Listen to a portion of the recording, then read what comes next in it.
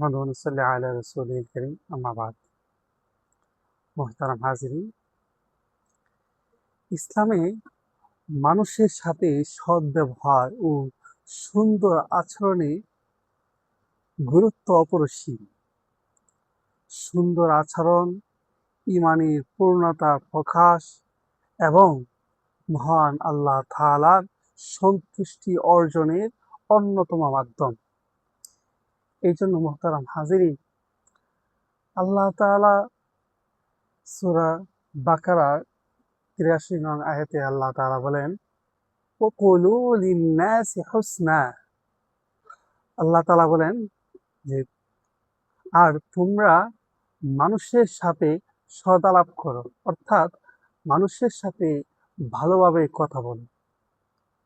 এই জন্য আল্লাহ তাআলা বলেছেন কি, মানুষের সাথে ভালো ব্যবহার করার জন্য, ভালোভাবে কথা বলার জন্য। অন্য এক হাদিসে আল্লাহ রাসূল সাল্লাল্লাহু আলাইহি ওয়াসাল্লাম বলেন, মা মিন শাইইন আথকালু ফি মিজানিল মুমিনি ইয়াওমাল কিয়ামাতি মিন হুসনিল খুলুকি। রাসূল সাল্লাল্লাহু আলাইহি ওয়াসাল্লাম বলেন, কিয়ামতের দিন মুমিনের আমলনামায় নেকির পাল্লায় উত্তম চরিত্রের চেয়ে ভারী আর কোনো জিনিস হবে না। তো রাসূল সাল্লাল্লাহু আলাইহি ওয়াসাল্লাম বলতেছেন যে, কিয়ামতের দিন মুমিনের পাল্লায় উত্তম চরিত্রের চেয়ে ভারী কোনো কিছু হবে না। এই জন্য মুহতারাম হাজিরিন, এই চরিত্র অনেক মূল্যবান একটা জিনিস। আপনি এই কথার মাধ্যমে মানুষকে কষ্ট দিলেন, এটা দ্বারা আপনি কামিয়াবি হবেন না।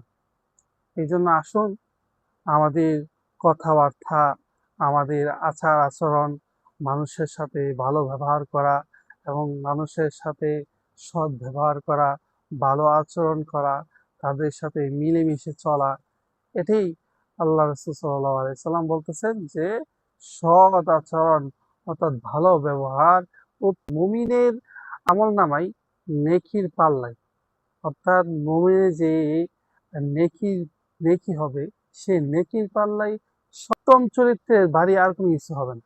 এই জন্য আসুন আমরা আমাদের চরিত্র ঠিক করি এবং আমরা মানুষের সাথে ভালো ব্যবহার করি, ভালোভাবে চলতে পারি। সেই তৌফিকটুকু দান করুক। ওয়া মা তৌফিকি ইল্লা বিল্লাহ।